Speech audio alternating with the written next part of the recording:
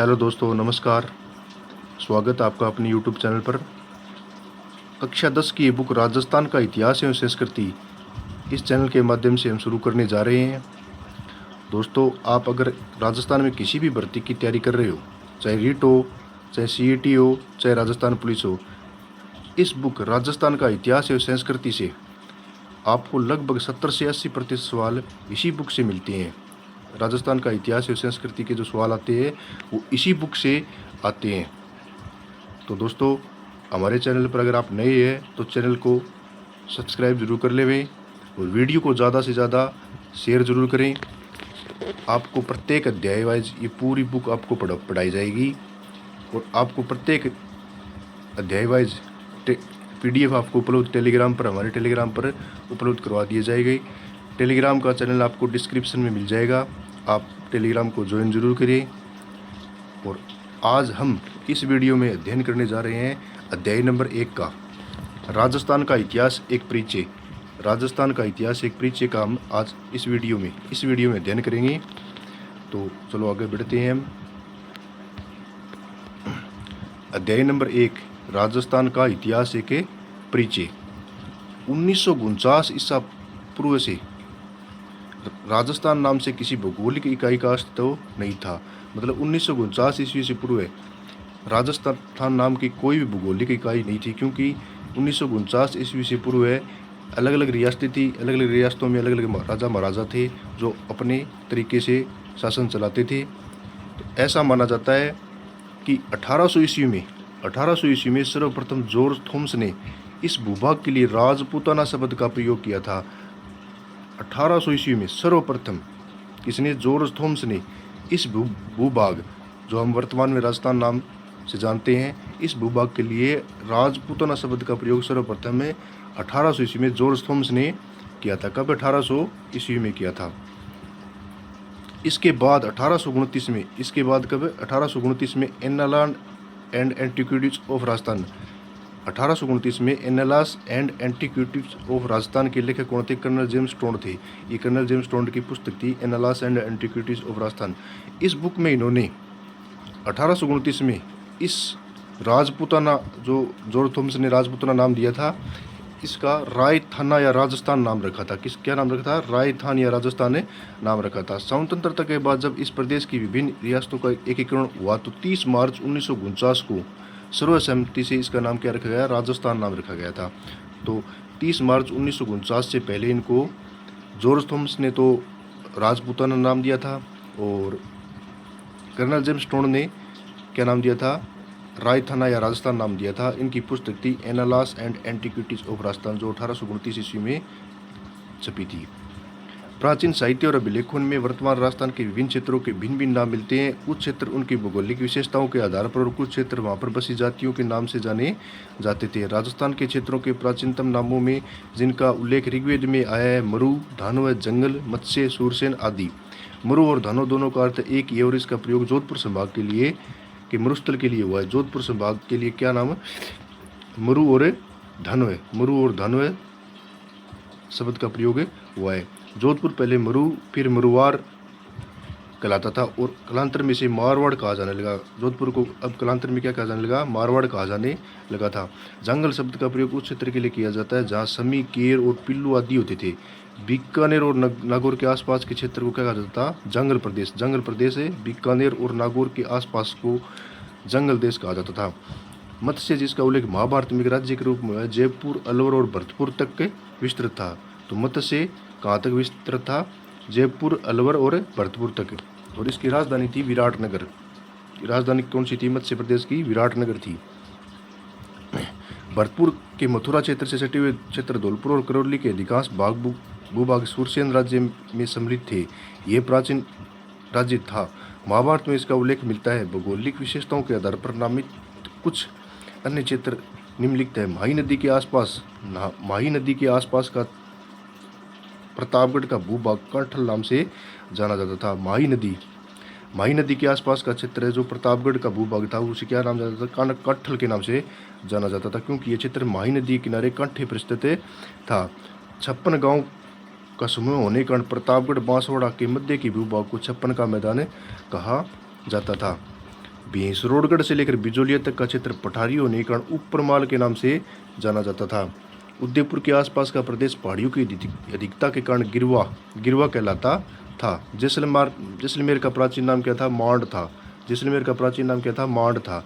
डूंगरपुर बांसवाड़ा क्षेत्र क्या कहलाता था? बागड़ कहलाता था। कोटा और बूंदी का प्रदेश है अड़ौती, जो आज भी हम अड़ौती के नाम से जानते हैं। कोटा बूंदी का क्षेत्र वही कोटा बूंदी अड़ौती के नाम से जाना जाता था। सीकर, चूरू, झुंझुनू को शेखावाटी क्षेत्र के नाम से जाना जाता था। इतिहास का काल विभाजन। इतिहास का काल विभाजन मोटे तौर पर मानव के संपूर्ण इतिहास को 3 कालों में व्यक्त किया जाता है। एक तो पहला है प्राक युग, दूसरा है आदि युग और तीसरा है ऐतिहासिक युग। पहला है प्राक युग। प्राक युग इतिहास के उस काल को कहा जाता है जिसमें ज्ञान के लिए कोई लिखित साक्ष्य उपलब्ध नहीं है, अर्थात मानव लेखन कला से अपरिचित था। तो प्राक युग किसे कहा जाता है? जिसमें मानव को कोई लिखने का ज्ञान नहीं था, न कोई पढ़ने का ज्ञान था, मतलब कुछ भी नहीं था, शून्य था, उसको प्राक युग कहा जाता है। दूसरा है आदि युग। आदि युग संज्ञा इतिहास के उस काल को दी जाती है जिसमें लिखित साक्ष्य तो उपलब्ध थे, मतलब लिखित साक्ष्य तो इस युग में उपलब्ध थे, किंतु वे अस्पष्ट रूप से अथवा लिपि को अभी तक पढ़ना संभव न हुआ था। आदि युग किसे कहा जाता है? जिसमें लिखित साक्ष्य तो उपलब्ध हुए हैं, लेकिन उसको अस्पष्ट रूप से ना तो पढ़ा जा सकता था और ना ही कुछ और देखा जा सकता था। अगला है ऐतिहासिक युग। तीसरा है ऐतिहासिक युग। उस काल के इतिहास को कहा है कि उस जिसके संबंध में स्पष्ट और सुपरिचित लिखित साक्ष्य उपलब्ध हो। इन अर्थों में भारतीय इतिहास के कालक्रम को इस प्रकार व्यक्त कर सकते हैं। प्राक युग, ये युग सृष्टि के आराम से हड़प्पा सभ्यता के पूर्व तक था। आदि युग, ये हड़प्पा सभ्यता से 600 ईसा पूर्व तक रहा। ऐतिहासिक युग, ये युग 600 ईसा पूर्व से वर्तमान तक जारी था। अगला टॉपिक प्रागैतिहासिक राजस्थान। प्राक युग राजस्थान। मानव सभ्यता को उदय नदी घाटियों में हुआ था, क्योंकि नदी घाटियों में जल की प्रचुरता के कारण यहाँ अपने आप उत्पन्न होने वाले कंदमूल फल भी प्रचुर मात्रा में उपलब्ध होते थे। संघन वनों के कारण यहाँ मांस हेतु पशु पक्षी भी आसानी से उपलब्ध हो जाते थे। सैकड़ों वर्षों पूर्व राजस्थान की भौगोलिक स्थिति ऐसी थी। यद्यपि राजस्थान का एक बड़ा भाग आज मरुस्थल है, किंतु विद्वानों की मान्यता है कि सैकड़ों वर्ष पूर्व इस मरुस्थली भूमि में समुद्र विद्वान था और सरस्वती तथा दोस्ती नदियाँ इस समुद्र में आकर गिरती थी। ये स्थिति मानव जीवन के लिए सर्वदा उपयुक्त थी। यही कारण है कि ऐसी भौगोलिक स्थिति राजस्थान को भी मानव सभ्यता के जन्म के प्राचीनतम भूभागों में से एक होने का गौरव प्राप्त है। मानव सभ्यता के उद्भव के इस काल को पाषाण काल कहा जाता है। इस तीनों भागों में बटा हुआ पूर्व पाषाण काल, मध्य पाषाण काल और उत्तर पाषाण काल। पूर्व पाषाण काल। राजस्थान में मानव का उदय हुआ कब हुआ यह निश्चित रूप से ज्ञात नहीं है, लेकिन यहाँ विभिन्न क्षेत्रों में हुए उत्खननों से प्राप्त विभिन्न प्रकार के पाषाण, विशेष रूप से क्वार्टरजाइट पत्थर के अनेक उपकरणों से ज्ञात होता है कि आज से लगभग 2 या 1.5 लाख वर्ष पूर्व राजस्थान में एक मानव संस्कृति विद्वान थी। 1870 ईस्वी में C.A. हेकेट ने सर्वप्रथम जयपुर और इंद्रगढ़ से पत्थर से बनी पूर्व पाषाणकालीन हस्त कुठार खोज निकाली। तो सर्वप्रथम 1870 ईस्वी में C.A. हेकेट ने सर्वप्रथम जयपुर इंद्रगढ़ से पत्थर से बनी पूर्व पाषाणकालीन हस्त कुठार हैंडेक्स को खोज निकाला।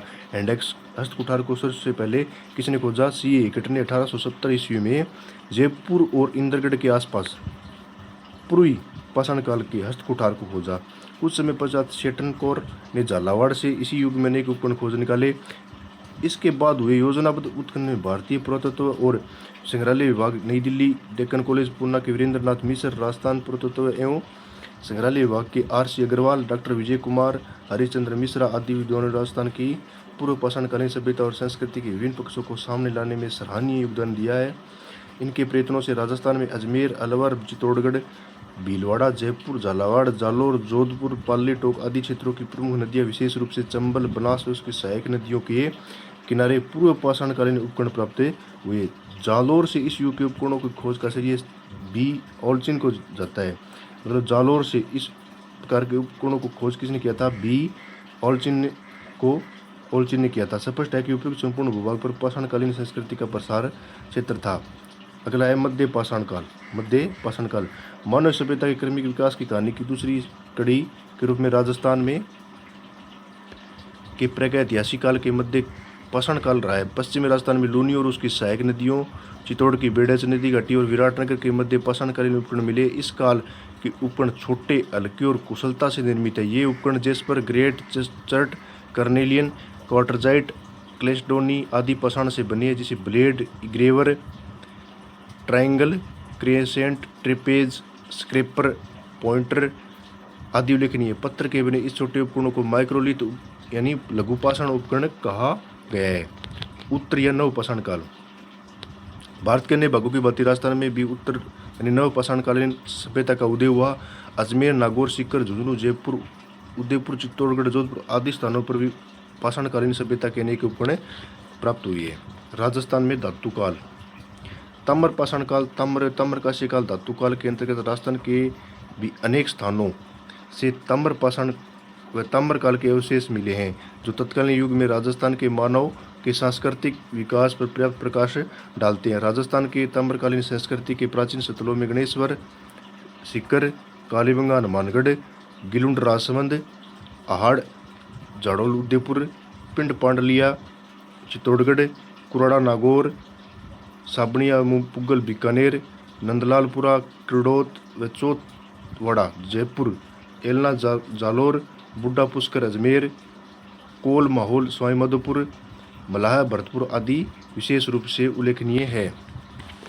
लोह युग। ताम्र और कांस्य काल के पश्चात लोहे का ज्ञान और उसके प्रयोग मानव इतिहास की युगांतकारी घटना थी। इसने कृषि उपकरणों तथा हथियारों की गुणवत्ता को बढ़ाकर सारे परिदृश्य को ही बदल दिया। राजस्थान में 9 है भरतपुर, जोधपुरा, जयपुर, सुनारी, झुंझुनू, रेड टोक आदि स्थानों से लोह युग के आरंभ होने की सीमा रेखा निर्धारित करने के महत्वपूर्ण स्रोत है। जोधपुरा तथा सुनारी से लोहे गलाने की भट्टियां, अस्त्र शस्त्र तथा उपकरण बनाने के कारखाने के अवशेष मिले हैं। रेड को तो लोहे सामग्री की प्रचुरता के कारण टाटा नगर की संज्ञा दी गई है।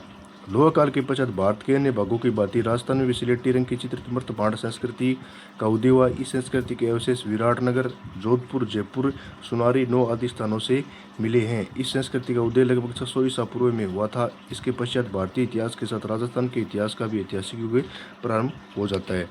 तो दोस्तों, वीडियो कैसा लगा कमेंट करके ज़रूर बताना। वीडियो को शेयर ज़्यादा से ज़्यादा करना। अगले वीडियो में हम पढ़ेंगे राजस्थान की प्राचीन सभ्यताएं, वो अगले वीडियो में पढ़ेंगे, क्योंकि अपना वीडियो ज़्यादा लंबा हो जाएगा। धीरे धीरे हम पढ़ते जाएंगे और इसकी PDF आपको हमारे टेलीग्राम चैनल पर उपलब्ध हो जाएगी। आप टेलीग्राम चैनल को ज्वाइन करें, डिस्क्रिप्शन में इसकी लिंक मिल जाएगा आपको। तो धन्यवाद दोस्तों।